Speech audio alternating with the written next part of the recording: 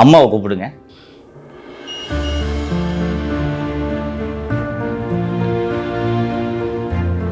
Happy new year சொல்லுமா நேயர்களுக்கு.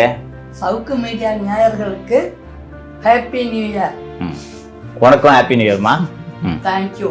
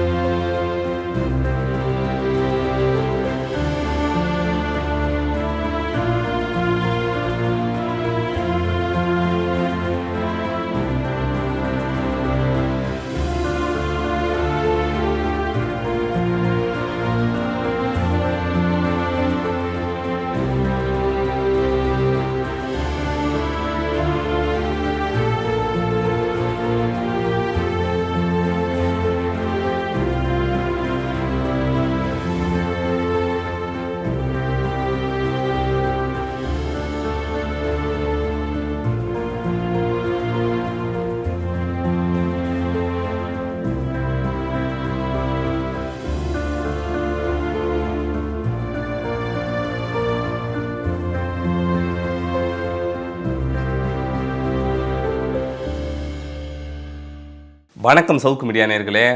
இன்று மாலை 6 மணியோட பிரச்சாரம் முடிவுக்கு வருது. இதுக்கப்புறம் நம்மளும் வீடியோ போட முடியாது. வீடியோ போடணும்னு நினச்சாலும் வீடியோவும் போடக்கூடாது. இந்த இறுதி நாளில் வழக்கறிஞர் மூலமாக சவுக்கு சங்கர் அவர்கள் சிறையில் தான் கைப்பட எழுதிய ஒரு கடிதம் நம்மக்கிட்ட வந்திருக்கு. அந்த கடிதத்தை மக்கள்கிட்ட எல்லாத்தையும் கொண்டு போய் சேர்க்கணும் அப்படின்னு சொல்லிட்டு எனக்கு வழக்கறிஞர் மூலமாக தெரியப்படுத்தியிருக்காங்க. அதனால் நானே உங்கள்கிட்ட படிக்கிறேன். நீங்களே அந்த கடிதத்தில் என்ன போட்டுருக்கின்றதை நீங்களே தெரிஞ்சுக்கோங்க. அன்பார்ந்த வாக்காளர் பெருமக்களே, நான் உயிரிலும் மேலாக நேசிக்கும் தமிழக மக்களுக்கு மிக மிக கடினமான ஒரு நிலையில் நான் சொல்ல விரும்பும் செய்தியை ஒரு கடிதம் வாயிலாக தெரிவிக்க விரும்பி இதை எழுதுகிறேன். எதற்காக சவுக்கு மீடியாவை நடத்துகிறோம்? இது அவசியமா? தப்பு செய்துவிட்டோமோ என்று முதல் முறையாக என் வாழ்வில் என்னை நினைக்க வைத்து விட்டது எனது தாயின் மரணம். நானும் சவுக்கு மீடியாவும் கடந்த 3 ஆண்டுகளாக சந்திக்காத துன்பங்கள் இல்லை, சோதனைகள் இல்லை, வழிகள் இல்லை. தமிழகத்தில் யாரும், எந்த ஊடகவியலாளரும், ஏன் எந்த ஒரு மோசமான குற்றவாளியும் சந்திக்காத துன்பங்களை நானும் என்னை சார்ந்தோரும் கடந்த 3 ஆண்டுகளாக அனுபவித்து வருகிறோம். இதன் உச்சகட்டம்தான் என் தாயின் இழப்பு. ஏன் தாயின் இறுதி காலகட்டத்தில் அவர் அருகே என்னால் இருக்க முடியவில்லை. அடக்குமுறைகளுக்கு ஆளாக்கப்பட்டு கைது செய்யப்பட்டு குண்டர் சட்டத்தில் நான் சிறையில் அடைக்கப்பட்டேன். ஏன் தாயாரின் உடல்நிலை மிகவும் மோசமான நிலையில் இருப்பது தெரிய வந்த பின்பும் சிறையில் செய்வதறியாது இருந்தேன். அப்போது மரண செய்தி வந்தது. பரோலில் வெளிவந்து தாயின் உடலை பார்த்தபோதுதான் என் தாய் இனி என்னோடு இருக்க மாட்டார் என்பதையே என்னால் உணர முடிந்தது. இது தேவையா?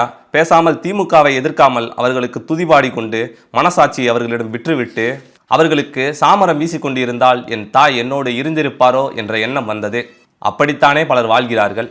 பெரும்பாலானோர் சுகபோகம் அடைந்து தங்களது குடும்பத்தோடு மகிழ்ச்சியாக வாழ்ந்து வரும் நிலையில் எனக்கு மட்டும் ஏன் இத்தனை துன்பம்? என்னை பெற்றதற்காக எதற்கு என் தாய் பாதிப்புக்குள்ளாக்கப்பட வேண்டும்? அதிலிருந்து மீள முடியாமல் அவர் ஏன் உயிரை இழக்க வேண்டும்? நான் ஏன் என் தாயை இழக்க வேண்டும்? என்னை சுற்றியிருப்போர் ஏன் ஓட ஓட விரட்டப்பட வேண்டும்? நான் ஏன் மீண்டும் மீண்டும் சிறை செல்ல வேண்டும், வேட்டையாடப்பட வேண்டும்? தாயை தகனம் செய்த பிறகு இந்த கேள்விகள் தான் மீண்டும் மீண்டும் தோன்றிக்கொண்டே இருந்தது. 2024 மே மாதம் 4ஆம் தேதி தான் திமுக அரசால் முதல் முறையாக நான் கைது செய்யப்பட்டேன். அன்று முதல் மீண்டும் மீண்டும் சோதனைகளையும் துன்பங்களையும் மட்டுமே நான் சந்தித்து வருகிறேன்.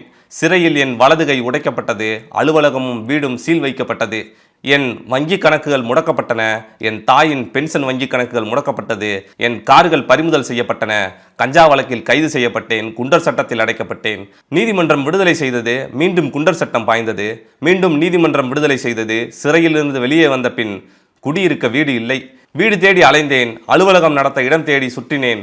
எனக்கு வீடோ அலுவலகமோ அளிக்கக்கூடாது என கட்டிட உரிமையாளர்களை காவல்துறையினர் மிரட்டினார்கள். ஒரு வழியாக ஒரு இடத்தில் வாடகைக்கு வீடும் அலுவலகம் நடத்த இடமும் கிடைத்தது.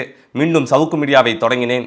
ஏழை துப்புரவு தொழிலாளர்களின் வயிற்றில் இடித்த ஊழலை ஆதாரங்களுடன் அம்பலப்படுத்தியதற்காக நான் குடியிருந்த வீட்டினுள் என் தாய் தனியாக இருக்கையில் 20 பேர் கொண்ட கும்பல் கதவை உடைத்து அத்துமீறி நுழைந்து மலத்தையும் சாக்கடைகளையும் வீசினார்கள். செல்வ பெருந்தகையும் சேகர்பாபுவும் அனுப்பிய ஆட்கள் தான் அவர்கள். மலக்குழியாக மாறிய அந்த வீட்டினுள் என் தாய் சுமார் 5 மணி நேரம் தவித்து கொண்டிருந்துள்ளார். வீட்டினுள் மலத்தை வீசியவர்கள் 5 மணி நேரம் அங்கேயே இருந்தனர். கும்பல் களையவில்லை என கூறி என்னை வீட்டுக்கு வர வேண்டாம் என்று எச்சரித்து நிறுத்திய காவல்துறை என் தாயையும் மீட்காமல் அந்த மலக்குழியில் வீட்டு சிறை வைத்தனர். அன்று வீழ்ந்ததுதான் என் தாயின் உடல்நிலை. அதிலிருந்து அவரால் மீள முடியவில்லை.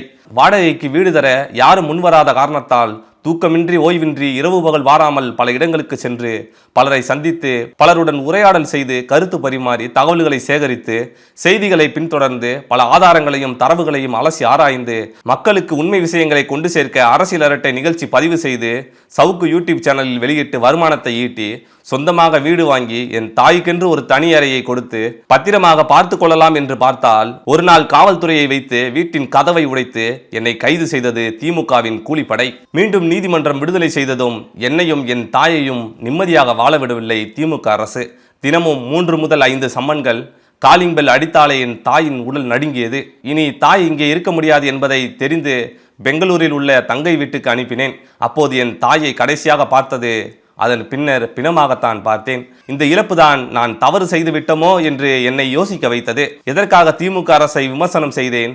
எனக்கு துணை முதலமைச்சர் பதவி கிடைக்கவில்லை என்றா? எனக்கு அமைச்சர் பதவி கிடைக்கவில்லை என்றா? எனக்கு பல கோடிகள் கிடைக்கவில்லை என்றா? 8 கோடி மக்களை வாட்டி வதைத்து ஏமாற்றி சுரண்டி கொளுத்து ஒரு குடும்பம் மட்டுமே வாழ்கிறதே. இதை கேள்வி கேட்க ஒருவர் கூட முன்வரவில்லையே.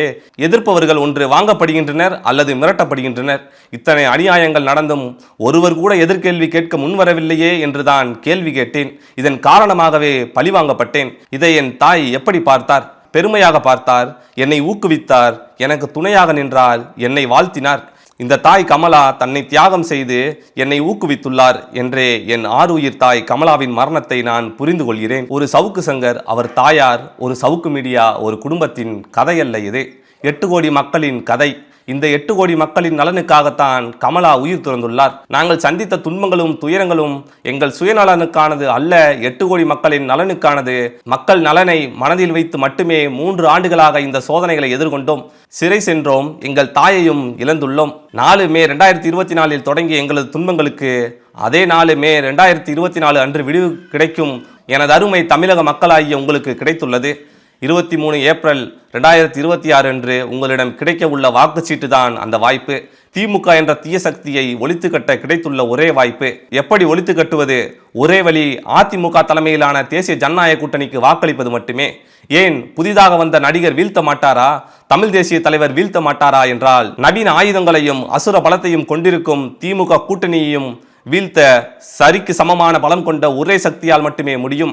அந்த சக்தியை கொண்டுள்ள ஒரே கூட்டணி தேசிய ஜனநாயக கூட்டணி மட்டுமே.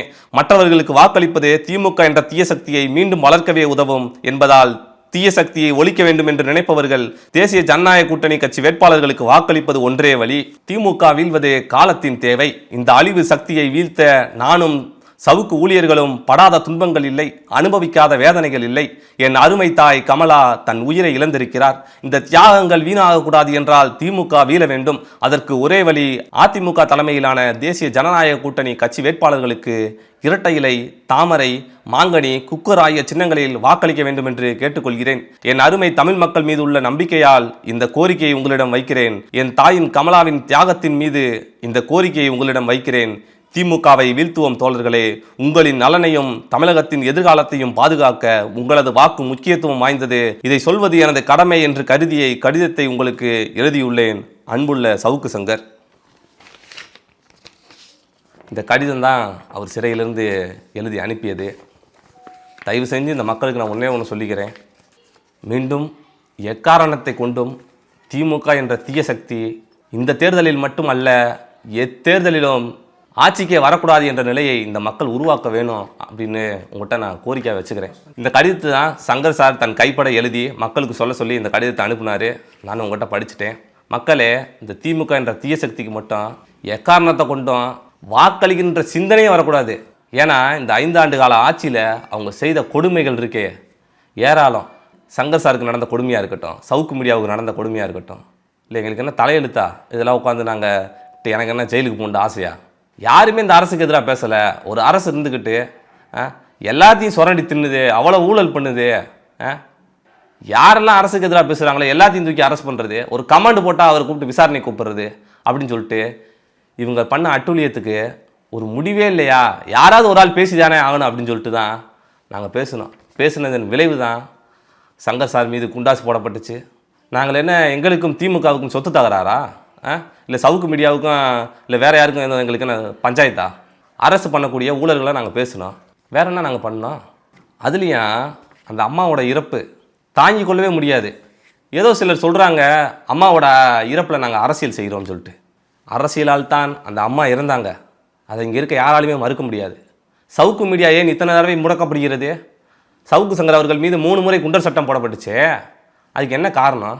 அரசுக்கு எதிராக பேசுகின்ற ஒற்றை காரணம் தானே. இந்த திமுக அரசுக்கு எதிராக பேசுகிறோன்ற ஒற்றை காரணத்துக்காகத்தானே சவுக்கு மீடியா இத்தனை தடவை முடக்கப்பட்டுச்சு. சவுக்கு மீடியாவில் பணியாற்றக்கூடிய அனைத்து ஊழியர்களுமே கைது செய்யப்பட்டோம். இதுக்கெல்லாம் காரணம் என்ன? திமுக அரசு செய்யக்கூடிய அவல செயல்களை பற்றி மக்கள்கிட்ட யாரும் பேசிடக்கூடாது, நம்மளை பற்றி யாருமே பேசக்கூடாது. திமுகன்ற ஒரு கட்சி பொற்கால ஆட்சியை தருகிறது. சேர சோழ பாண்டியர்களுக்கு அடுத்து முதல் மு க ஸ்டாலின் அவர்கள் தான் இப்படி ஒரு சிறப்பான ஆட்சியை தந்திருக்கிறார் அப்படின்னு பேசினா மட்டும்தான் இங்கே தமிழ்நாட்டில் துட்டும் கிடைக்கும், உங்களுக்கு நல்ல மரியாதையும் கிடைக்கும்.